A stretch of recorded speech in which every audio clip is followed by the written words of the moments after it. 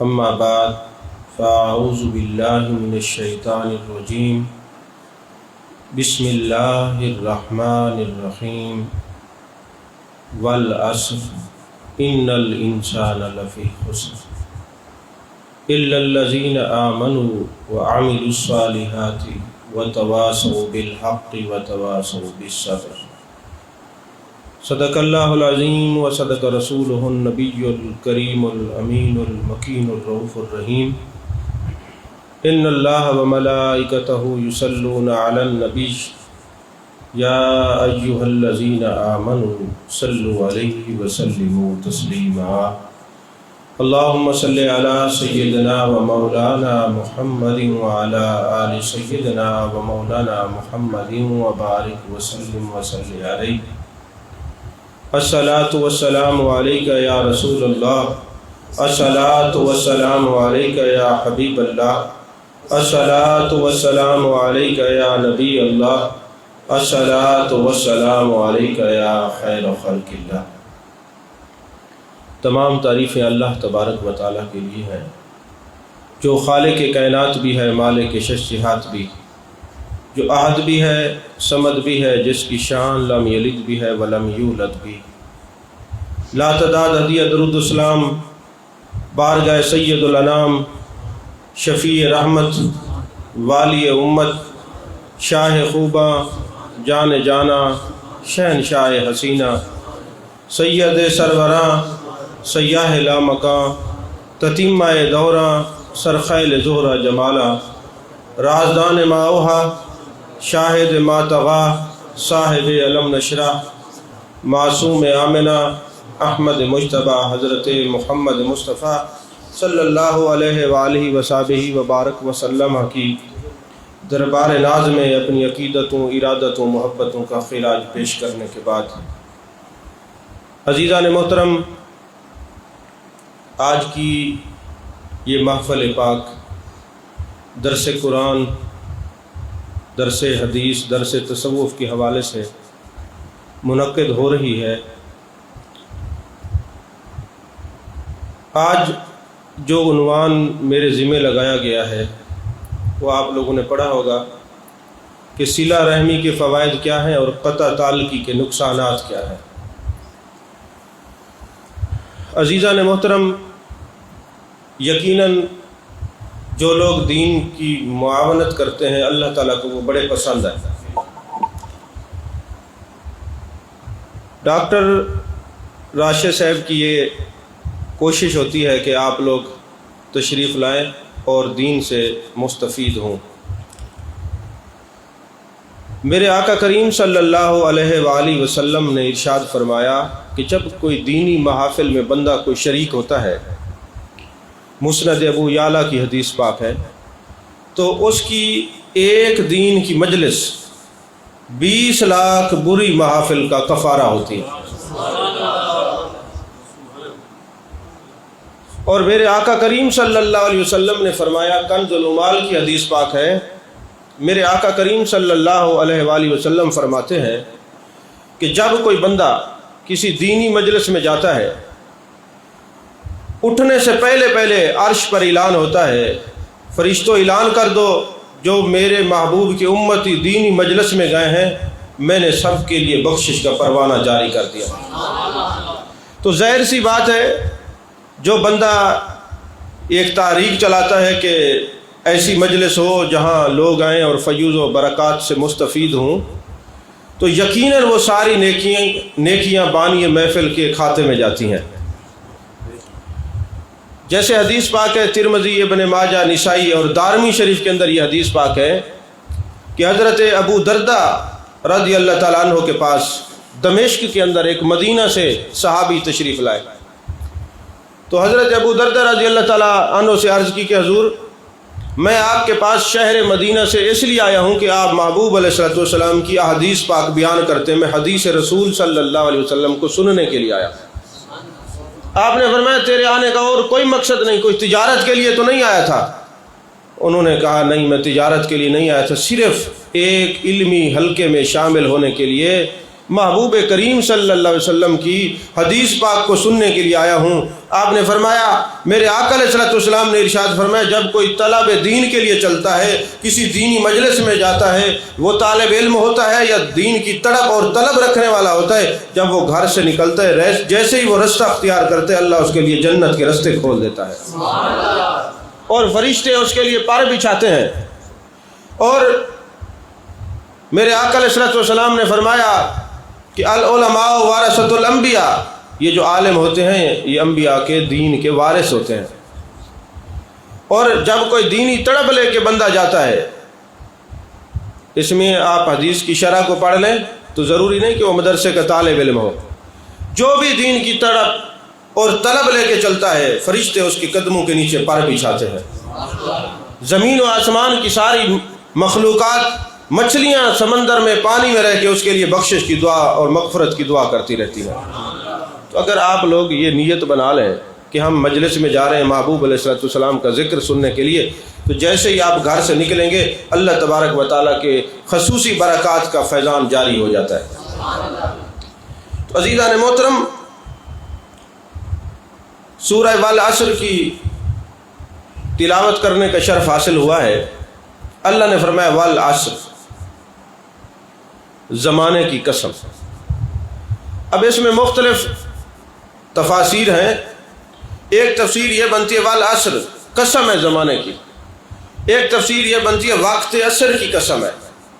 ایک تفسیر ہے، یہ امام قرطبی اور تفسیر فخر الدین رازی، امام فخر الدین رازی نے تفسیر کبیر میں یہ لکھا، ایک ہے عصر کی نماز کی قسم۔ اور ایک تفسیر دونوں مفسرین نے فرمایا والعصر کا معنی ہے محبوب تیرے زمانے کی قسم، محبوب تیرے زمانے کی قسم۔ اچھا، نماز عصر کی قسم کیوں اٹھائی ہے؟ مفسرین کرام فرماتے ہیں اس کا سبب یہ ہے کہ جب بندہ دنیا سے چلا جاتا ہے، اس کو قبر میں رکھا جاتا ہے، صبح، دوپہر، شام، رات کو 2 بجے، کسی وقت بھی اس کو قبر میں دفن کرے، جب اس کی روح لوٹتی ہے تو اس کو عصر کی نماز کا وقت قبر میں معلوم ہوتا ہے۔ اسی لیے نماز عصر کی خصوصی تاکید آئی ہے قرآن مجید برہان رشید میں۔ جیسے ہی قبر میں بندے کو رکھتے ہیں، نماز عصر کا وقت اس کو معلوم ہوتا ہے۔ اگر اس کو نماز پڑھنے کی عادت ہوگی اور بالخصوص عصر کی نماز کے لیے تو وہ اس کے اندر بے چینی اور تڑپ ہوگی، تو اب حدیث کی شرح میں یہ بات علامہ بدر الدین عینی نے لکھی کہ جیسے وہ قبر میں جاتا ہے، روح لوٹتی ہے، اور اس کا یہ روزانہ کا معمول تھا کہ وہ عصر کی نماز میں اس کو بے چینی اور تڑپ پیدا ہو جاتی ہے، وہ اٹھ کے بیٹھتا ہے اور کہتے میری عصر کی نماز جا رہی ہے۔ فرشتے کہتے جو چیز پوچھنے کے لیے آئے تھے یہ تو پہلے ہی کر رہے ہیں، واپس چلتے ہیں۔ اس لیے فرمایا والعصر، اور محبوب والعصر، محبوب تیرے زمانے کی قسم۔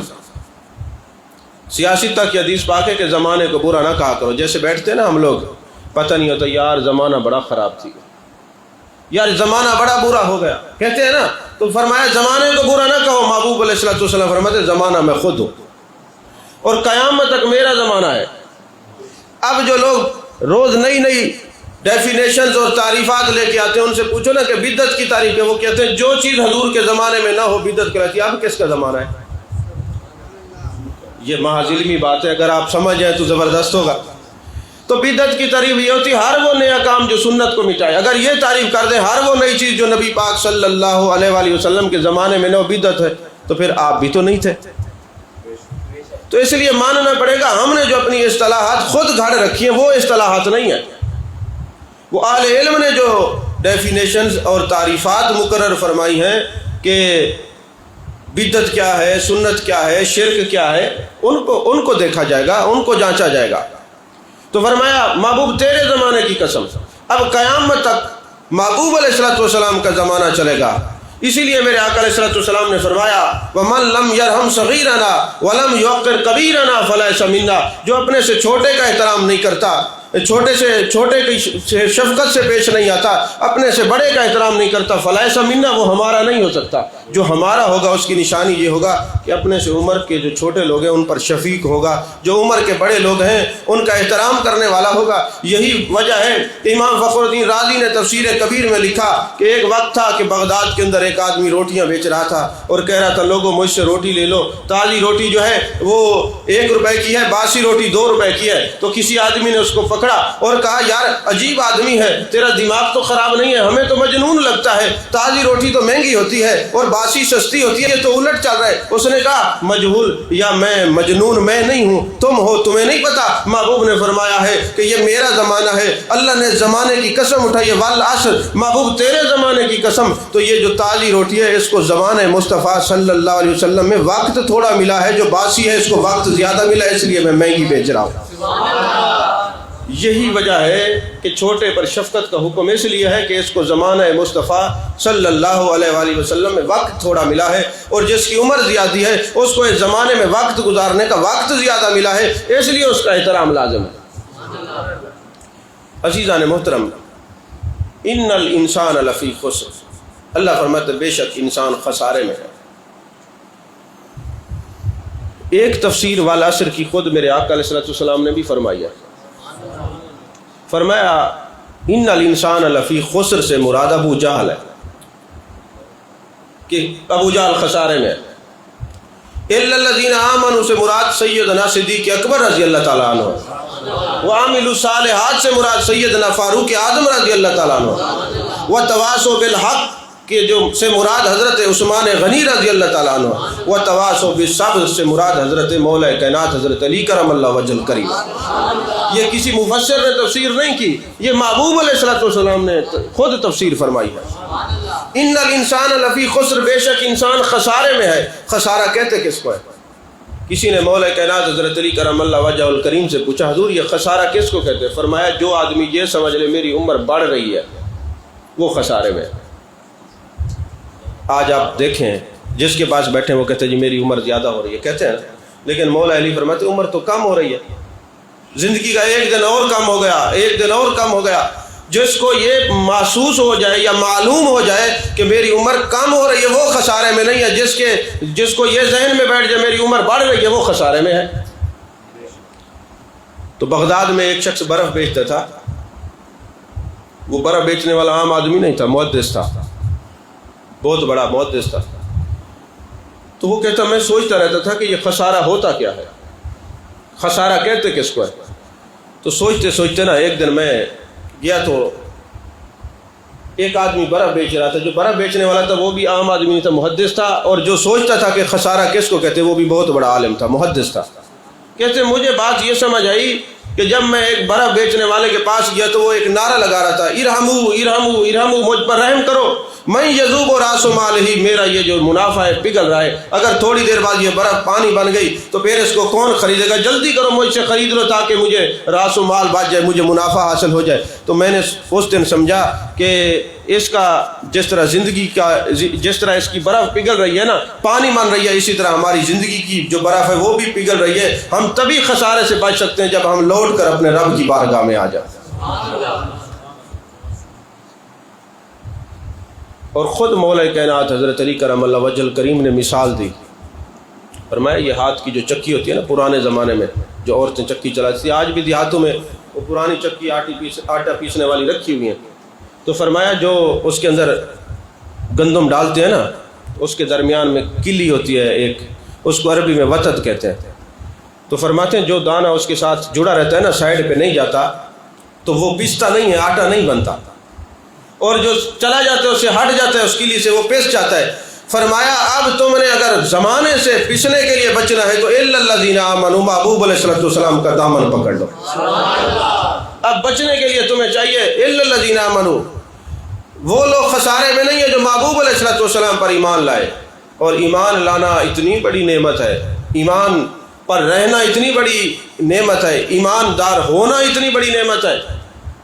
ایمان کی مختصر تشریح یہی ہے، لا یؤمن احدکم حتی اکون احب الیہ من والدہ و ولدہ والناس اجمعین، لوگوں تم میں سے کوئی مومن نہیں ہو سکتا جب تک اپنی اولاد، اپنے ماں باپ، کائنات کے ہر رشتے سے بڑھ کر نبی کریم صلی اللہ علیہ وسلم سے محبت نہ کرے۔ یہ محبت کا رشتہ تھا نا کہ حضرت सैयदना बिलाल रजी अल्लाह तआला अन्हु जिनको कोई पूछता नहीं, एक वक्त है कि वो मक्के की गलियों में चल रहे हैं और उनके कदमों की आवाज़ जन्नत में सुनाई दे रही है।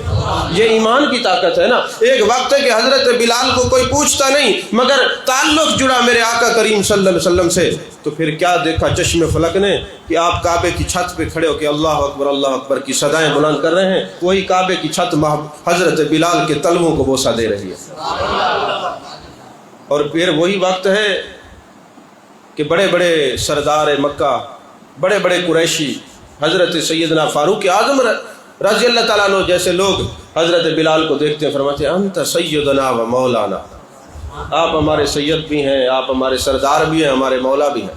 किस चीज़ ने ये। और जिस वक्त हज़रत बिलाल का विसाल हुआ ना तो हज़रत फ़ारूक आज़म रज़ी अल्लाह ताला अन्हु ने ठंडी सांस ली और फरमाने लगे आज हमारा सरदार हमसे बिछड़ गया, आज हमारा सैयद हमसे दूर चला गया। हर के आशिक शुद्ध जमाल ज़ात रा वस्त सैयद दर जुमला मौजूदात रा। जो महबूब का आशिक हो जाता है और महबूब के दायरा ईमान में आ जाते, महबूब पर ईमान ले आता है, फिर वो आम भी होता है तो फिर वो आम नहीं रहता। फिर चश्मे फलक देखती है उसका मुकद्दर क्या है, चलता ज़मीन पर है और अर्श बरी पर उसके तज़किरे होते, जन्नत में कदमों के चलने की आवाज़ सुनाई जाती है। अज़ीज़ान मोहतरम, इल्लल्लज़ीना आमनू, खसारे से बचने के लिए चार चीज़ें ऐसी हैं जिसके अंदर होंगी वो खसारे वाला नहीं है, बाकी सब खसारे वाले। कुरान फरमा रहे इल्लल्लज़ीना आमनू, पहले खसारे से बचने के लिए ईमान ले आओ। व आमिलुस सालिहात, ईमान लाने के बाद बैठ ना जाओ, फिर नेक अमल भी करो। व तवासौ बिल हक, और हक की बात करो। हक की बात करने के दो मतलब है। एक माना हक से मुराद ये है कि जो बात हो सच का दामन न छोड़ो। जैसे हज़रत सैयदना फ़ारूक आज़म रज़ी अल्लाह ताला अन्हु के विसाल का वक्त आया तो एक कुरैशी नौजवान बच्चा आपकी अयादत के लिए आया। क्योंकि आप शहीद हुए थे, ज़ख्मी हुए थे, तो आप आखिरी सांसों पर हैं, यानी अल्लाह की बारगाह में हाज़िरी देने वाले हैं बवक्त विसाल। वो कुरैशी जब नौजवान आता है ना तो हज़रत फ़ारूक आज़म रज़ी अल्लाह ताला अन्हु से पूछते हैं हुज़ूर आपका क्या हाल है। आपने फरमाया बेटे मेरा हाल तो ठीक है, तेरा हाल मुझे कुछ अच्छा नहीं लग रहा। आखिरी वक्त है विसाल का। क्यों फरमाया कि उस नौजवान ने अपनी शलवार जो थी ना, जो पहनी हुई थी, उसके पांचे उसके पाँव के नीचे आ रहे थे। ये टखने से ऊपर शलवार रखने का हुक्म तो है, लेकिन इतना भी नहीं है कि पिंडलियों तक ले जाए। टखने से ऊपर पिंडलियाँ, ये वो एक तो वो मखसूस पहचान बन गई है। ये जो पाँचा है ना, नौजवानों को, हर मुसलमान को हुक्म इसलिए है कि अगर वो पाँव के नीचे आएंगी तो ये शुबा होगा कि ये तकब्बुर से ऐसे करे। तकब्बुर अल्लाह को पसंद नहीं है। और फिर जब वो चलेगा तो जो जूती के साथ वो मट्टी लगेगी ना, हो सकता है वो गंदगी हो, बंदा नमाज पढ़ने के भी काबिल ना रहे। तो इससे बचाने के लिए यह है कि अपनी शलवार को टखनों से ऊपर रखो। और अगर तकब्बुर की वजह से ना हो और गंदगी से बच पाए तो फिर कोई हर्ज नहीं। बुखारी शरीफ में हदीस वाक़ है, मेरे आका ने जब फरमाया कि अपनी शलवारों को तहबंद को टखनों से ऊपर रखा करो, तो हज़रत सैयदना सिद्दीक़ अकबर रज़ी अल्लाह ताला अन्हु ने अर्ज़ किया हुज़ूर मैं जब तहबंद बांधता हूँ ना तो वो टखनों के नीचे चला जाता है। तो आपने तो मना फरमाया, मेरे आका ने फरमाया कि अबू बकर सिद्दीक़ तकब्बुर की वजह से न हो फिर भी जायज़ है। तो पता चला जो मसला हज़रत सिद्दीक़ अकबर रज़ी अल्लाह ताला अन्हु के लिए वो सारी उम्मत के लिए है। तो आपने फरमाया नौजवान तुम ये जो शलवार के जो पांचे हैं ना, ये तेरे कदमों के नीचे आ रहे हैं, ये ख़राब हो गए तो तू नमाज पढ़ने के काबिल नहीं रहेगा। तो लिहाजा इनको ऊपर कर। देखें ना आप, अंदाज़ा लगें दुनिया से जा रहे हैं। इस वक्त तो ये आलम होता है कि अल्लाह के पास पहुँचने वाले जो लोग होते हैं उनको होश ही नहीं होता। लेकिन हज़रत सैयदना फ़ारूक आज़म रज़ी अल्लाह ताला अन्हु व तवासौ बिल हक़ की वो तस्वीर है अमली कि चाहे दुनिया से जा रहे हैं फिर भी हक़ बयान करें। आपने आखिरी जो कलाम किया यही उस नौजवान को तलकीन की, फिर आपकी रूह कफ़स उनसरी से परवाज़ कर गई। एक तो माना ये बनता है, और एक माना ये बनता है व तवासौ बिल हक़, यानी कुरान से जुड़ जाओ, कुरान से ताल्लुक़ रखो। कुरान जो है वो अल्लाह का ज़मीन पर दस्तरखान है। दारमी शरीफ की हदीस है, मेरे मुस्तफ़ा करीम सल्लल्लाहु अलैहि वसल्लम ने फरमाया जो इंसान ज़मीन पर बैठ के ये चाहता है कि उसका ताल्लुक़ रब से जुड़ा रहे और अल्लाह की जो रूहानी नेमतें हैं वो वसूल करता रहे, वो कुरान से ताल्लुक़ रखे। ये जो अल्लाह का कुरान है ये भी अल्लाह का दस्तरखान है, ज़मीन पर ये नेमतें मिलती हैं इंसान को। तो कुरान से ताल्लुक़ मजबूत रखे। व तवासौ बिस्सब्र, और सब्र की तलकीन करता रहे। और जिसको सब्र की तलकीन की आदत होगी तो गोया लोगों को ये वो बता रहा है कि इन्नल्लाह मअस साबिरीन, जो सब्र करते हैं अल्लाह तबारक व तआला का कुर्ब पा लेता है। अज़ीज़ान मोहतरम, جب بندہ محبوب علیہ السلام کی بارگاہ میں آتا ہے، ایمان لے آتا ہے، تو اب کچھ چیزیں ایسی ہیں جو اس پر لازم ہے۔ مثلا وہ نماز پڑھے گا فرض ہے، روزہ رکھے گا فرض ہے، زکوٰۃ دے گا فرض ہے، حج ادا کرے گا فرض ہے، ایسا ہے کہ نہیں ہے؟ لیکن کچھ معاملات ہیں، کچھ معمولات ہیں۔ ایک معاملات وہ ہیں جو شرعی ہیں، اور معمولات وہ ہیں جو ہماری زندگی سے تعلق رکھتے ہیں۔ ہم لوگ عبادت بھی کرتے ہیں، ذکر بھی کرتے ہیں، سب کچھ کرتے ہیں، لیکن چہرے پہ عبادت کا نور نہیں آتا۔ اس کا سبب کیا؟ ہم نماز تو پڑھتے ہیں، ہمارے معاملات تو اچھے ہیں، معمولات اچھے نہیں ہیں۔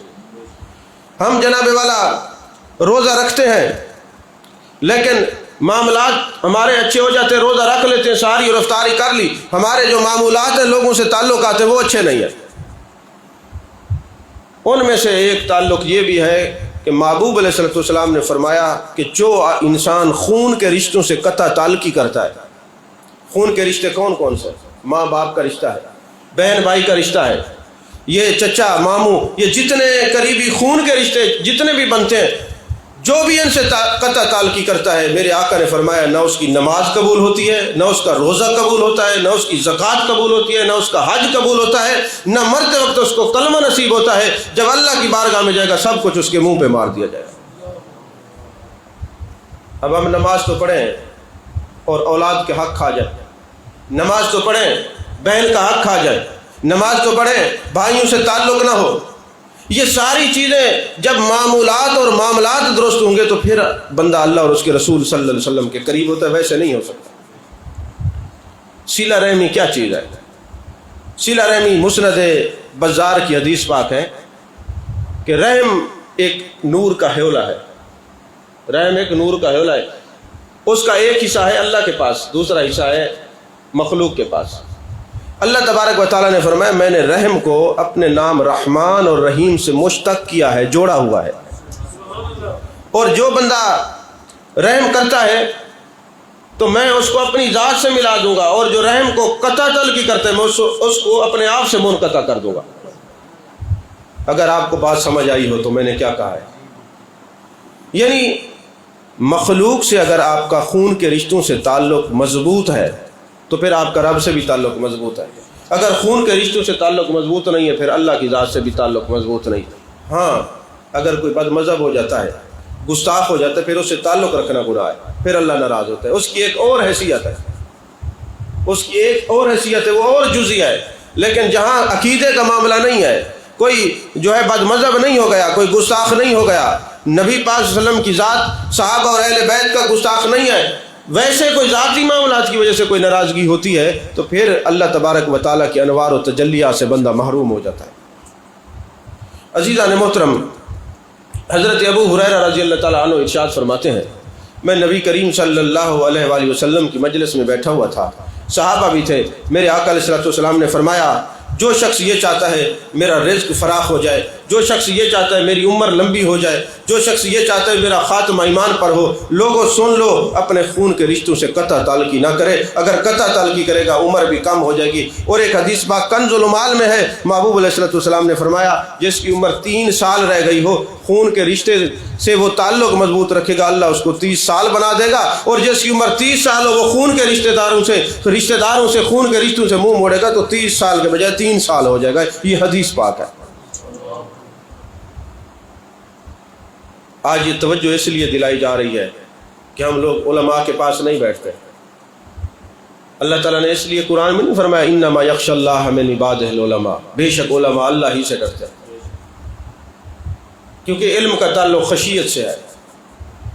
ایسا عالم نہیں کہ جس کے پاس صرف الفاظ ہوں برکات نہ ہو، عالم وہ ہے جس کے پاس الفاظ بھی ہوں اور برکات بھی ہوں۔ تو عزیزان محترم، میرے آقا نے فرمایا بخاری شریف کی حدیث پاک ہے لا يدخل الجنہ قاطع، جو قطع تعلقی کرتا ہے خون کے رشتوں سے وہ جنت میں نہیں جائے گا، اس پہ جنت حرام ہے۔ لا يدخل الجنہ قاطع، جو قطع تعلقی کرتا ہے وہ جنت میں نہیں جائے گا۔ 2 بندوں کے بارے میں، ویسے تو کافی لوگ ہیں کیونکہ موضوع جو ہے اس کے اندر میں بات کروں گا، 2 بندوں کے بارے میں تو محبوب علیہ السلام نے واضح فرمایا یہ جنت میں نہیں جائیں گے۔ کون کون سے؟ ایک جو خون کے رشتوں سے قطع تعلقی کرتا ہے، اور دوسرا لا يدخل الجنہ نمام، جو چغل خور شخص ہے۔ ادھر سے سنی ادھر لگا دی، ادھر سے سنی ادھر لگا دی، یہ چغل خور پر بھی جنت میں جانا حرام ہے، یہ جنت میں نہیں جائے گا، قطعی جہنمی ہوتا ہے چغل خور۔ حضرت مولا کائنات حضرت علی کرم اللہ وجہ الکریم کے پاس لوگ آئے، ایک شخص آیا اور کہنے لگا حضور فلاں بندے نے آپ کے بارے میں یہ بات کی، جیسے ہم لوگ ان کے پاس بھی ایسے آتے ہیں نا کہ فلاں نے یہ کہہ دیا آپ کے بارے میں، اور ہم تو ویسے ہی فوراً عجیب مزاج بنا لیتے ہیں۔ بزرگوں کا مزاج اپنا ہے، بزرگوں کا مزاج کیا ہے؟ تو حضرت علی کے پاس بندہ ہے، حضور فلاں نے آپ کے خلاف بات کی۔ آپ نے فرمایا اگر اس نے کی ہے اور تو نے مجھے بتایا تو چغل خور ہے، اور چغل خور جو ہوتا ہے وہ جہنمی ہوتا ہے۔ اگر اس نے کی ہے، میرے خلاف بات کی ہے، تو جو تو نے مجھے آ کے بتائی ہے تو چغل خور ہے۔ اور محبوب نے فرمایا لا يدخل الجنہ نمام، چغل خور جہنم میں جائے گا، جنت میں نہیں جائے گا۔ اگر اس نے کی ہے تو چغل خور ہے، اگر نہیں کی تو نے بہتان لگایا، اور تو جانتے بہتان کی سزا کیا ہے۔ اور ایک حدیث پاک ہے النمام ولد الزنا، یہ جو چغل خور ہوتا ہے اس کی اصل میں خطا ہوتی ہے، اس کا اصل ٹھیک نہیں ہوتا، اس لیے اس کی عادت ہوتی ہے چغلی کی۔ اور بہتان کی سزا کیا ہے؟ بالخصوص جو عورتوں پر بہتان باندھتے ہیں، اللہ نے قرآن میں سزا مقرر کی ہے، فرمایا جو آدمی بہتان کسی پر لگاتا ہے جب تک اس کو 80 کوڑے نہ مارے جائیں اس کی توبہ قبول نہیں ہوگی۔ اب یہاں کوئی اسلامی نظام حکومت ہو، 80 کوڑے لگائے تو تب توبہ قبول ہونا، تو کوڑے لگیں گے نہیں تو توبہ کیسے نصیب ہو جائے گی؟ پھر ایک معیار اور کرائٹیریا قرآن نے دیا ہے، اللہ تبارک و تعالیٰ نے فرمایا جو بہتان لگاتے اس کو 80 کوڑے مارو۔ مدینہ شریف کے اندر ایک عورت فوت ہوتی ہے، زمانہ حضرت امام مالک رحمۃ اللہ علیہ کا ہے۔ حضرت امام مالک کے دور کے اندر وہ عورت فوت ہوتی ہے، اور جب اس عورت کو غسل دینے لگے نا تو جو غسالہ تھی غسل دینے والی، اس نے غسل دیتے دیتے نا ایک بات کہہ دی کہ یہ جو عورت ہے نا اس کا کردار اچھا نہیں تھا۔ غسل بھی دے رہی ہے اور اس وہ میتہ کے بارے میں، عورت کے بارے میں، اس مردے کے بارے میں کہتی ہے یہ اس کا کردار اچھا نہیں تھا۔ جیسے ہی اس نے یہ بات کی اس عورت کا غسل دینے والے کا ہاتھ اس کو چمٹ گیا اور ہاتھ چھوٹتا ہی نہیں تھا۔ عورتوں نے مل کے زور لگایا کہ اس کا ہاتھ چھوٹ جائے، ہاتھ چھوٹ جائے، ہاتھ نہیں چھوٹتا تھا۔ سارا دن گزر گیا، اب وہ اس کا ہاتھ چھوٹے تو اس کے جنازہ پڑے، اس کی تدفین ہو۔ جب سارا دن گزر گیا تو جو غسل دینے والی عورت تھی اس کے ورثاء نے کہا اس کا گوشت سے حصہ کاٹ دیا جائے، ہاتھ علیحدہ ہو جائے گا، گوشت ہم اتار لیں گے۔ انہوں نے کہا نہیں، ہم اپنی میت کو تکلیف نہیں پہنچاتے۔ یہ بحث چلتی رہی تو حضرت امام مالک رحمۃ اللہ علیہ کے پاس لوگ گئے، حضور یہ معاملہ ہو گیا کیا کریں؟ آپ نے فرمایا مجھے اس عورت کے پاس لے جاؤ جس نے یہ بات کی ہے۔ اور حضرت امام مالک کو لے جایا گیا، پردے کی حالت میں آپ نے سوال کیا، فرمایا امائی مجھے یہ بتا کہ تو نے اس کے بارے میں کوئی بات تو نہیں کی؟ اور تو نے کہا جی اس نے یہ کہا اس کا کردار اچھا نہیں۔ کہا تو کیسے جانتے؟ کہتے میں نے ویسے اندازہ لگایا۔ تو حضرت امام مالک نے فرمایا قرآن میں اللہ تبارک و تعالیٰ نے یہ فرمایا ہے جو کسی پر بہتان باندھے گا اس کو جب تک 80 کوڑے نہیں مارے جائیں گے اس کی توبہ قبول نہیں ہوگی۔ تو رو رہی ہے، توبہ کر رہی ہے کہ تیرا ہاتھ چھوٹ جائے، مگر ہاتھ نہیں چھوٹتا، لہذا جلاد کو بلایا جائے، اس کو 80 کوڑے مارے جائیں، اس کا ہاتھ چھوٹ جائے گا۔ اب جلاد کو بلایا گیا، جب گنتی شروع ہوئی 80 کوڑے، جب 80 پورے ہوئے پھر اس کا ہاتھ چھوٹ گیا۔ اور آپ نے فرمایا یہ مرنے والی کوئی عام نہیں تھی، وہ صالحہ خاتون تھی، نیک تھی، اس وجہ سے تمہیں نظر آ گیا، ورنہ جو آدمی کسی پر بہتان باندھتا ہے، الزام لگاتا ہے، وہ عیب اس کے اندر نہیں ہوتا، لوگوں کو بیان کرتا ہے، جب تک اس کو 80 کوڑے نہیں مارے جائیں گے اس وقت تک اس کی توبہ قبول نہیں ہوتی۔ آپ اندازہ لگائے کوڑے تو لگتے نہیں ہیں، پھر توبہ کیسے ہوگی؟ سمجھ میں آ رہی ہے بات؟ آئندہ بہتان لگائیں گے کسی پر؟ بولیے تو صحیح، کہیں نہیں، توبہ کر کے اٹھنا ہے۔ محفل کا مقصد ہی یہی ہوتا ہے، چغل خوری کریں گے کسی کی؟ اچھا اگر کبھی کوئی چغل خور آ کے آپ کو کہے گا تو آپ کو شک ضرور پڑ جائے گا کہ اس کی اصل میں کوئی خطا ہے، کوئی مسئلہ ضرور ہے۔ یہ جو ادھر کی ادھر لگاتا رہتا ہے، چغلیاں کرتا رہتا ہے، کوئی پرابلم ہے اس کے نسب میں۔ اگر اس کا نسب ٹھیک ہوتا تو یہ چغل خور نہ ہوتا۔ سمجھ میں آ رہی ہے بات؟ تو عزیزان محترم، ایک صحابی نے عرض کی یا رسول اللہ صلی اللہ علیہ وسلم میرا ایک سگا بھائی ہے، میں اس کے مجلس میں جاتا ہوں وہ منہ پھیر لیتا ہے، میں اس کو سلام کرتا ہوں وہ منہ پھیر لیتا ہے، میں اس کو عید والے دن ملنے جاتا ہوں منہ پھیر لیتا ہے، مجھے ملتا نہیں، اور آپ فرماتے قطع تعلقی نہ کریں۔ اب میں کیا کروں؟ میرے آقا علیہ الصلوۃ والسلام نے فرمایا وہ ملے یا نہ ملے تو اس کو ملتا رہے، وہ تعلق توڑے تو جوڑتا رہے، جب تک تو اس طرح کرتا رہے گا اللہ کے فرشتے تیرے اوپر رحمت برساتے رہیں گے، تیرے اوپر رحمت بڑھتی رہے گی۔ سبحان اللہ۔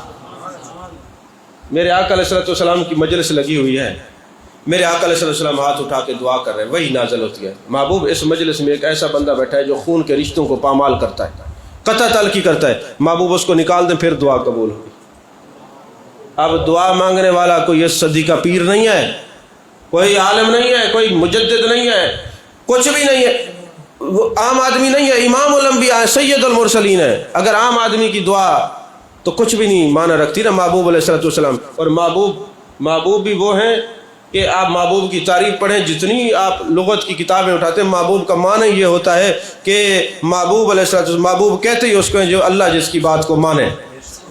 سارے نبی اللہ کی رضا پہ چلتے ہیں اور محبوب کی رضا پہ خدا چلتا ہے، جو خدا جس کی رضا پہ چلے اس کو محبوب کہتے ہیں۔ اور محبوب علیہ السلام دعا مانگے اور اللہ فرمایا کہ محبوب نہیں، یہ بتانا تھا کہ قیامت والے تک آنے والے لوگوں کو یہ خبر پہنچ جائے میرا پیغام۔ اور یہ سیاستہ میں حدیث ہے، میں عبارت اس لیے نہیں پڑھ رہا کہ پہلے میں عبارت پڑھوں پھر اس کا ترجمہ کروں تو وقت کافی گزر جائے گا، اس لیے سادہ انداز میں بتا رہا ہوں، شاید یہ اتر جائے تیرے دل میں میری بات۔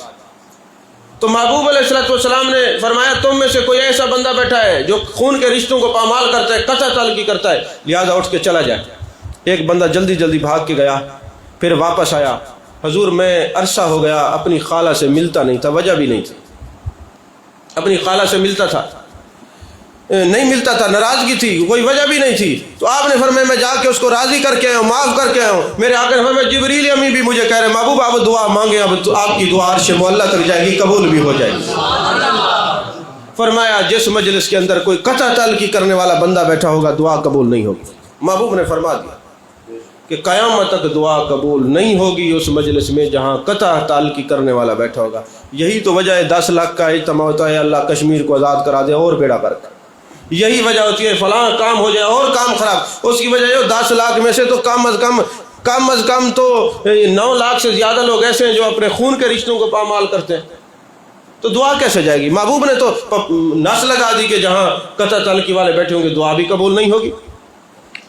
ایک صحابی نے سوال کیا یا رسول اللہ صلی اللہ علیہ وسلم ایک مسئلہ پوچھنا ہے، مسئلہ بڑا اہم ہے، میرے ابا جی کہتے ہیں کہ آپ نے اپنے چچا جی سے نہیں ملنا، اور میری اماں کہتی ہیں اپنی خالہ سے نہ ملیں، اور آپ فرماتے ہیں والدین کی رضا میں خدا کی رضا ہے، والدین کی میں نافرمانی کروں تو خدا ناراض ہو جائے گا، اور آپ فرماتے ہیں کہ خون کے رشتوں سے قطع تعلقی نہ کریں، آپ کی بات نہ مانوں تو ویسے ہی کچھ نہیں بچے گا۔ محبوب کوئی آپ مہربانی فرمائیں ہمیں اس کے مسئلے کا حل بتائیں۔ دیکھیں نا ایسا ہوتا ہے نا، آج کل ہمارے معاشرے میں ایسا ہو رہا ہے، بچے کی پیدائش سے لے کر نا مرنے تک، قیامت تک، حشر تک کوئی جگہ ایسی نہیں جہاں محبوب نے اپنی امتی کو تنہا چھوڑا ہو۔ ہر جگہ محبوب کی رحمت کام آتی ہے۔ میرے آقا علیہ السلام مسکرائے، میرے آقا نے جواب دیا پہلے تو آپ کے والدین کو یہ سمجھانا چاہیے، یہ سمجھ آنی چاہیے کہ وہ منع نہ کریں، اگر بالفرض وہ منع کرتے ہیں تو پھر ایسا کرو اپنے والدین کے سامنے ان سے نہ کوئی بات کیا کرو تاکہ ان کی دل آزاری نہ ہو، جب والدین نہ ہو پھر جا کے ملا کرو تاکہ اللہ بھی راضی ہو جائے، اس کا رسول بھی راضی ہو جائے۔ یعنی ہر چیز کا حل میرے محبوب پاک صلی اللہ علیہ وسلم نے عطا فرما دیا، بتا دیا۔ سمجھ آ رہی ہے بات؟ ناراض تو نہیں ہو رہے آپ؟ اچھا ناراض ہو جائیں گے تو کوئی بات نہیں۔ یہ ڈاکٹر صاحب جب کا آپریشن کسی کا کرتے ہیں نا، مریض کہتے ہیں نہیں مجھے تکلیف ہو، کہتے ہیں نہیں تیرا فائدہ اسی میں ہے، آپریشن کریں گے تاکہ تجھے فائدہ ہو جائے۔ تو جسم پہ کوئی مسئلہ ہو جائے تو یہ آپریشن کرتے ہیں تاکہ فائدہ ہو جائے، تو روح پہ پرابلم ہو جائے تو تبھی آپریشن لازمی ہوتا ہے نا۔ تو آج چونکہ موضوع مجھے ڈاکٹر صاحب نے دیا کہ اس پر بھی بات کریں، جب آپ روحانیت کی بات کرتے ہیں، تصوف کی بات کرتے ہیں، ہر بندہ نہیں سمجھتا، ایسی بات کریں جو سب کو سمجھ آئے۔ میں نے کہا پھر ایسے سمجھائیں گے کہ کوئی بھولے گا ہی نہیں کبھی انشاءاللہ۔ عزیزان محترم، میرے آقا علیہ السلام نے فرمایا کہ چغلی نہیں کرنی، چغل خور جہنم میں جائے گا۔ اور آپ نے بخاری شریف میں حدیث علماء سے سنی ہوگی، میں دوبارہ دہرا دیتا ہوں، حدیثیں تو وہی رہیں گی نا۔ تو میرے آقا علیہ السلام سواری پہ سوار ہو کے جا رہے تھے، آپ کی سواری بدک گئی، ہن آنے لگ گیا جو جانور تھا۔ تو میرے آقا علیہ السلام سواری سے اترے، اب وہ سواری محبوب کو بتا رہی ہے کہ محبوب اس قبر میں عذاب ہو رہا ہے۔ لوگ تو محبوب کے علم پر بات کرتے ہیں، محبوب جس سواری پہ سوار ہو جائے ان کے حجابات اٹھ جاتے ہیں۔ آج بھی آپ حدیث پاک کو پڑھیں نا، آج بھی آپ حدیثوں کا مطالعہ کریں تو آپ کو پتہ چلے گا کہ یہ محبوب کی جو سواری ہوتی ہیں یا محبوب سے جس چیز کو نسبت ہو جائے۔ مثال کے طور پہ ایک حدیث پاک ہے کہ میرے آقا وضو فرما رہے تھے، ایک پرندہ آتا ہے آ کے نا آپ کے موزے مبارک اٹھاتا ہے اور ان کو جھاڑتا ہے، چونچ سے پکڑ کے نا ہلاتا ہے تو ایک سانپ گر جاتا ہے زمین پہ۔ تو صحابہ نے عرض کی یا رسول اللہ صلی اللہ علیہ وسلم، یہ اس کو پتہ کیسے چلا پرندے کو کہ بھی آپ کے موزے مبارک کے اندر سانپ ہے؟ میرے آقا علیہ السلام نے فرمایا ابھی پرندے کو بلا کے پوچھ لیتے۔ محبوب نے اشارہ کیا، پرندہ آپ کے قدموں میں آ گیا۔ میرے آقا علیہ السلام نے پوچھا تجھے پتہ کیسے چلا کہ میرے موزے کے اندر سانپ ہے؟ تو اس نے کہا حضور جب آپ وضو فرما رہے تھے نا تو آپ کے سر مبارک سے لے کر عرش تک نور جا رہا تھا، میں جب اس نور کے اندر سے داخل ہوا سارے حجابات اٹھ گئے، ہر چیز میرے سامنے آ گئی۔ یہ تو وہ پرندہ گزرا نا، تو یہ حالت ہوئی۔ مثنوی شریف میں مولانا روم نے ایک حدیث نقل فرمائی ہے، دوسری کتب میں بھی ہے، فرماتے ہیں کہ ایک دن نا محبوب علیہ السلام کسی صحابی کا جنازہ پڑھا کے واپس آئے۔ جیسے صحابی کا جنازہ پڑھا کے واپس آئے نا تو حضرت ام المومنین حضرت عائشہ پاک رضی اللہ تعالیٰ عنہ نے دیکھا، عرض کرنے لگی حضور کوئی بارش ہو رہی ہے، بارش ہو رہی ہے کہ آپ کے اوپر بارش نظر آ رہی ہے؟ آپ نے فرمایا نہیں، یہ بتاؤ میری کوئی چادر تو آپ نے نہیں پہنی ہوئی؟ حضور آپ کا جو تہبند مبارک تھا نا، جیسے عورتوں کی عادت ہوتی ہے نا گھر میں کپڑے پڑے ہوتے ہیں، کوئی مہمان آ گیا دروازے پہ دستک ہوئی، جو کپڑے اٹھائے سر پہ رکھ لیا، سر ڈھانپنے کے لیے، ایسا ہوتا ہے نا۔ تو عرض کرنے لگے حضور جو آپ کا تہبند رکھا ہوا تھا نا وہی میں نے سر پہ رکھ لیا۔ آپ نے فرمایا یہی تو وجہ ہے کہ یہ جو انوار و تجلیات کی بارش آپ دیکھ رہی ہیں یہ ہر وقت مجھ پہ برستی رہتی ہے، یہ میرے کپڑے کی برکت ہے، حجاب اٹھ گئے، یہ نور کی جو تجلیاں ہیں آپ کو نظر آنے لگ گئی۔ تو محبوب سواری پہ سوار ہے، سواری نے دیکھا عذاب ہو رہا ہے، محبوب اترے، میرے آقا علیہ السلام نے فرمایا اس قبر پہ بھی عذاب ہو رہا ہے، اس پہ بھی عذاب ہو رہا ہے۔ اچھا یہ حدیث بخاری شریف میں ہے، تو جب ہمارے علماء یہ بیان کرتے تو ایک طبقہ اور بھی ہے، انہوں نے جب یہ حدیث پڑھی نا تو انہوں نے کہا دیکھا اس کا مطلب ہے صحابہ کو بھی عذاب ہوتا ہے نا۔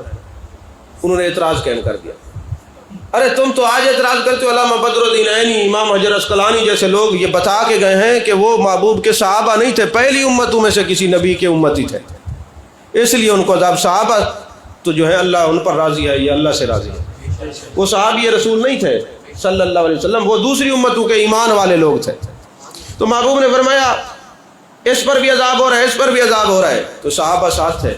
میرے آقا علیہ السلام نے جب یہ فرمایا ان پر عذاب ہو رہا ہے تو صحابہ جانتے تھے کہ اللہ تبارک و تعالیٰ نے آپ کو مطلع علی الغیب بنایا ہے، اللہ عالم الغیب ہے، محبوب مطلع علی الغیب ہے، جب ضرورت پڑتی ہے انوار و تجلیات وہ اطلاع دی جاتی ہے غیب کی۔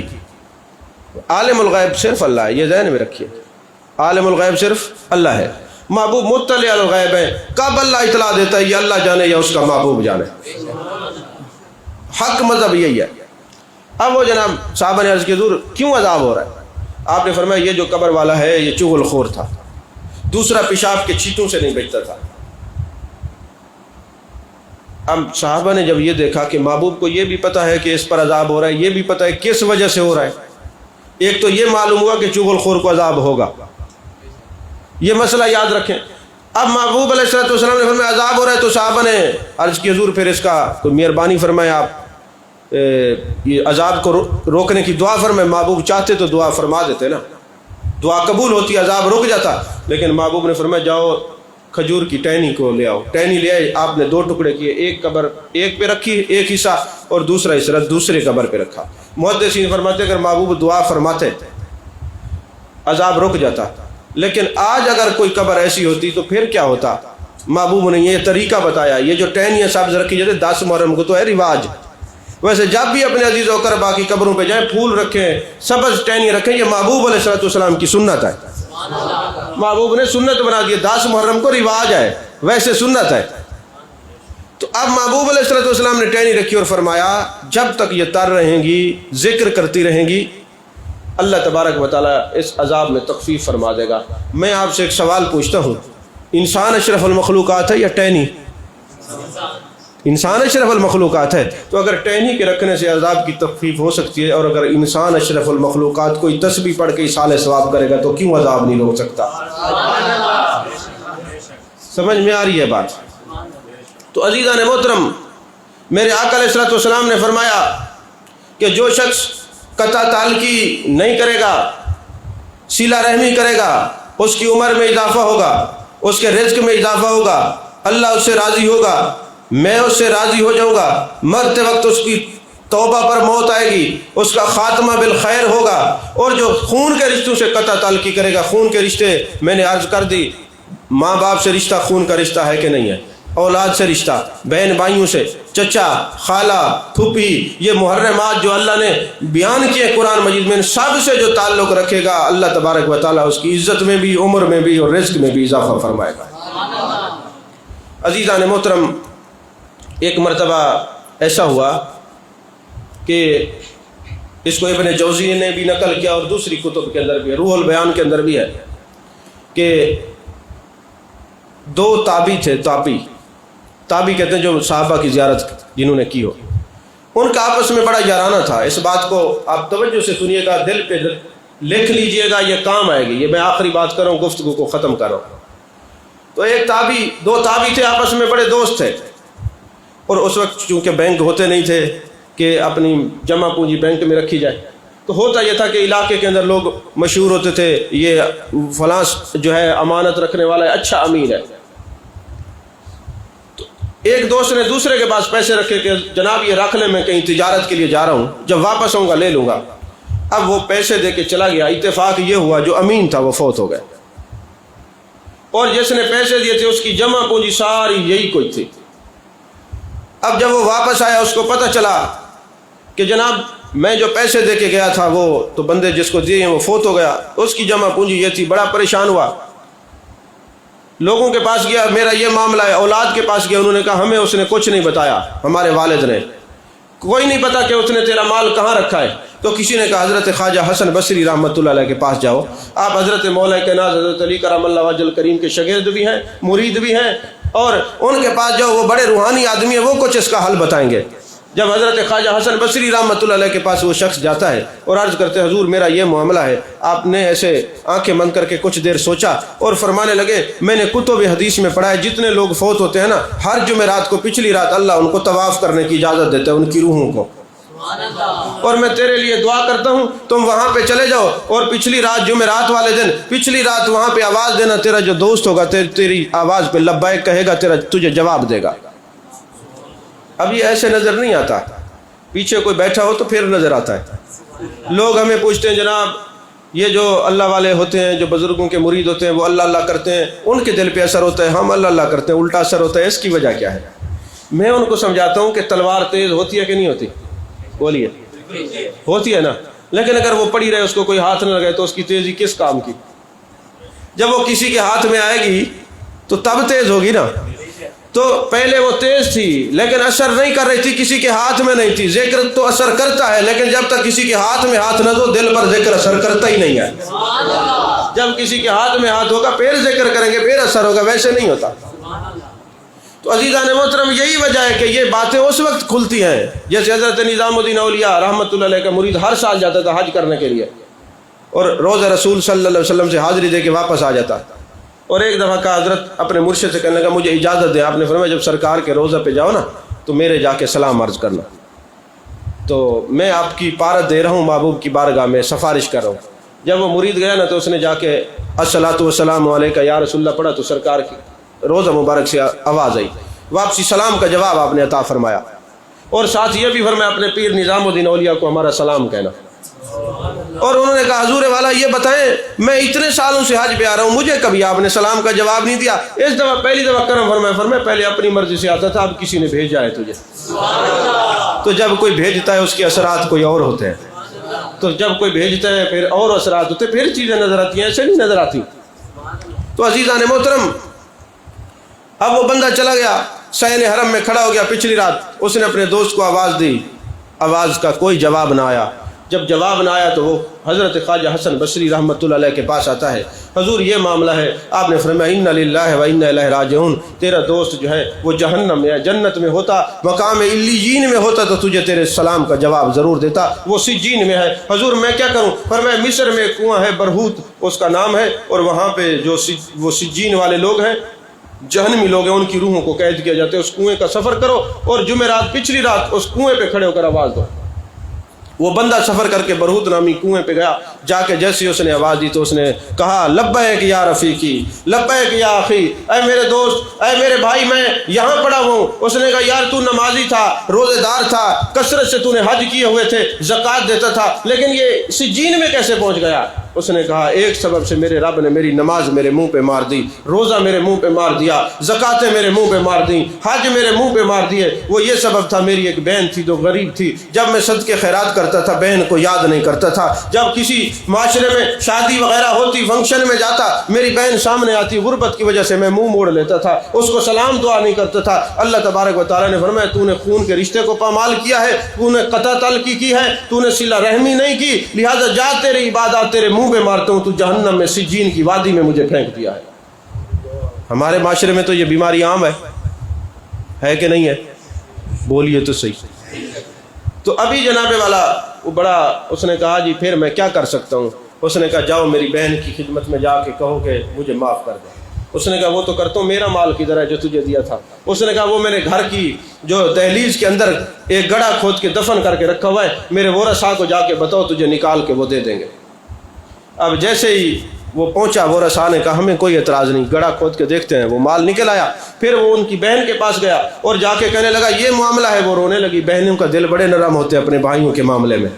انہوں نے کہا کوئی بات نہیں، اس میں کوئی شک نہیں، وہ مجھے کوئی کھانا نہیں کھلاتا تھا، مجھے عیدین کے موقع پہ گھر نہیں بلاتا تھا۔ یارو ایک بات یاد رکھنا، آج کل تو لوگ سوشل میڈیا پہ بڑے بڑے میسج چھوڑتے ہیں، یہ بات سچ ہے کہ اگر آپ کے رزق میں تنگی ہو جائے تو اپنے بہن بھائیوں کو بلا کے دسترخوان پہ بٹھا دیا کرو، قرضہ اتر جائے گا۔ یہ وظیفے پڑھ پڑھ کے آپ لوگ تھک گئے ہیں کہ قرضہ نہیں اترتا، یہ محبوب کے فرمان پہ عمل کریں گے تو قرضے اتریں گے۔ اپنے بہن بھائیوں کو دسترخوان پہ بلایا کرو، خون کے رشتوں کو بلایا کرو، اپنے والدین کو بلایا کرو، اپنے اولاد کو بلایا کرو، ایک گھر میں دسترخوان بچھا کے کٹھے کھایا کرو، تمہارے اوپر قرضہ نہیں چڑھے گا، قرضہ ہوگا تو اتر جائے گا۔ علامہ اقبال کے بارے میں مشہور ہے کہ وہ دوائی نہیں کھاتے تھے، تو کسی نے پوچھا حضرت آپ بیمار ہوتے ہیں تو خود ہی ٹھیک ہو جاتے ہیں، وجہ کہ آپ دوائی کیوں نہیں کھاتے؟ انہوں نے کہا جی مسئلہ یہ ہے کہ جب میں جاتا ہوں ڈاکٹر کے پاس چیک اپ کراتا ہوں، دوائی لکھتا ہوں، میڈیکل سٹور پہ جاتا ہوں، پوچھتا ہوں یہ دوائی کتنے کی ہے؟ وہ بتاتے ہیں 2 روپے کی ہے، 4 روپے کی، میں 4 روپے وہ اپنے صدقہ خیرات کر دیتا ہوں، دوائی نہیں کھاتا، اللہ مجھے شفا عطا فرما دے، کیونکہ صدقہ بلاؤں کو ٹالتا ہے، عمر میں اضافہ کرتا ہے۔ تو اگر کسی کو کوئی ایسی بیماری لاحق ہو جائے جس کا علاج ممکن نہ ہو تو اپنے وہ غریب رشتہ داروں کی مدد کرنا شروع کر دے، ان کو جناب والا کھانا کھلانا شروع کر دے، اگر ان پہ قرضہ ہے تو ان کے قرضے اتارنا شروع کر دے، اللہ اس کے رزق میں بھی اضافہ فرما دے گا۔ آپ نا پورے علاقے میں ارد گرد دیکھیں نا، اپنے دوستوں میں، رشتہ داروں میں، جو آپ کے خاندان میں بندہ اپنے خون کے رشتوں کو تکریم دیتا ہے نا، وہ امیر بھی سب سے زیادہ ہوتا ہے۔ یہ میرا چیلنج ہے آپ کو، آپ دیکھ لیں، آپ اپنے عزیز و اقربا میں ایسے آنکھیں بند کر کے مراقبہ کر کے چیک کریں، جو آدمی صلہ رحمی کرتا ہے، خون کے رشتوں کا احترام کرتا ہے، اس کے حج بھی سب سے زیادہ ہوں گے، اس کا بینک بیلنس بھی سب سے زیادہ ہوگا، اس کا رزق بھی سب سے زیادہ ہوگا، بیماری بھی اس کو کوئی ایسی نہیں ہوگی جس کا علاج نہ ہو۔ کیوں؟ کہ وہ محبوب کے کہنے پر عمل کر رہے، اللہ اس کے رزق میں بھی اضافہ فرما دیتا ہے، اس کی عمر میں بھی اضافہ فرما دیتا ہے۔ تو وہ بہن کہتی ہے جی وہ مجھے ملتا نہیں تھا، کھانا نہیں کھلاتا تھا، مجھے اپنے قریب نہیں آنے دیتا تھا، کوئی بات نہیں، میری ماں کا بیٹا تو ہے نا، میرے باپ کا خون تو ہے، میں نے اللہ کی رضا کے لیے اس کو معاف کیا ہے، جاؤ میں نے معاف کیا ہے، اور رونے لگ گئی اور دل سے دعا بھی کرنے لگی۔ اب وہ حضرت خواجہ حسن بصری رحمۃ اللہ علیہ کے پاس آئے کہ حضور یہ معاملہ ہے، آپ نے فرمایا محبوب کا فرمان بھی برحق ہے، اب مزید ہمارا دل مطمئن ہو جائے گا، آپ ایسا کریں کہ وہاں جائیں صحن حرم میں۔ جیسے مکتبہ دیوبند کے نا ایک عالم ہے قاسم ننوتوی صاحب، ان کی کتاب ہے تعزیر الناس۔ مجھے تو حیرت ہوتی ہے کہ بڑے بہت کچھ لکھ گئے ہیں، ان کی اولادیں عجیب باتیں کرتی ہیں، مناظرے کرتی ہیں، بحثیں کرتی ہیں۔ تو مولانا قاسم ننوتوی صاحب نے ایک واقعہ لکھا کہ حضرت جنید بغدادی کے پاس نا ایک مرید آیا، حضور مجھے مراقبے کا طریقہ بتائیں۔ انہوں نے فرمایا تو اپنے سرکار کا تصور کر کے بیٹھ جا، مراقبے کا طریقہ بتایا تو اندر کی جو دل کی تختی تھی وہ روشن ہو گئی۔ جیسے روشن ہوئی تو اس نے اپنی ماں کو دیکھا کہ وہ جہنم کی وادی میں، اس نوجوان نے، ماں اس کی فوت ہو چکی تھی، تو وہ رونے لگ گیا۔ جب رونے لگا تو حضرت جنید بغدادی رحمۃ اللہ علیہ نے پوچھا بیٹے کیا ہوا ہے؟ اس نے کہا حضور جب آپ نے مجھے مراقبے کا طریقہ بتایا ہے نا اور میں نے تھوڑی سی توجہ اپنے دل پر کی ہے تو میرا دل روشن ہوا ہے، تو میں نے دیکھا میری ماں جہنم کی وادی میں ہے، تو حضرت جنید بغدادی فرماتے ہیں مجھے محبوب علیہ السلام کا فرمان یاد آیا، حدیث یاد آئی کہ جو اپنے کسی فوت شدہ رشتہ دار کو 70,000 بار کلمہ پڑھ کے بخشے گا اللہ اس مردے کو بخش دے گا، بشرط کہ وہ کسی کا گستاخ نہ ہو، صاحب ایمان ہو، مومن ہو۔ تو 70,000 کلمہ، حضرت جنید بغدادی فرماتے ہیں میں نے 70,000 کلمہ پڑھا ہوا تھا، میں نے کہا اے اللہ میں اس کی ماں کو اصال ثواب کرتا ہوں، میں نے یہ کہا بچہ ہنسنے لگ گیا، میں نے کہا بیٹے ابھی رو رہے تھے اور ابھی ہنسنے لگے، کہتے ہیں حضور پہلے میری ماں جہنم کی وادی میں تھی، جیسے ہی آپ کو بتایا فوراً اس کے کپڑے بھی چینج ہو گئے، وادی بھی بدل گئی، وہ جنت کا لباس پہن کے جنت میں ٹہل رہی تھی۔ تو حضرت جنید بغدادی کہتے ہیں مجھے محبوب کے فرمان کی حدیث پاک کی تصدیق ہو گئی کہ یا رسول اللہ آپ کا فرمان سچ ہے، سچ ہے، سچ ہے۔ تو اسی طرح حسن بصری فرمانے لگے جاؤ صحن حرم میں اور پچھلی رات آواز دو۔ جب گئے نا جمعرات کو انہوں نے اپنے دوست کو آواز دی، اس نے کہا لبیک یا اخی، اے میرے دوست میرے بھائی میں حاضر ہوں۔ فرمانے لگے کیا ہوا؟ کہتے ادھر میری بہن نے مجھے معاف کیا، ادھر اللہ نے مجھے سجین سے نکال کر مقام علیین میں بھیج دیا، اور آج اپنے رب کی اجازت سے ہم صحن حرم میں آئے اور طواف کر رہے ہیں، ہماری روحیں طواف کرنے کے لیے۔ تو عزیزان محترم، ساری زندگی گزر جائے، ساری رات گزر جائے، سارے لمحات گزر جائیں، پھر بھی صلہ رحمی کے فوائد ختم نہیں ہوتے، قطع تعلقی کی وعیدیں ختم نہیں ہوتی۔ میں مزید آپ کی سمع خراشی کا سبب نہیں بنتا، جو میں نے آپ کے سامنے بیان کیا ہے اللہ تبارک و تعالی ہم سب کو اس پر عمل کرنے کی توفیق عطا فرمائے۔ اگر کسی کو میری گفتگو پر کوئی اعتراض ہو یا کوئی اور کچھ پوچھنا چاہے تو اس کو سوالات کی اجازت ہے، وہ سوال کر سکتا ہے۔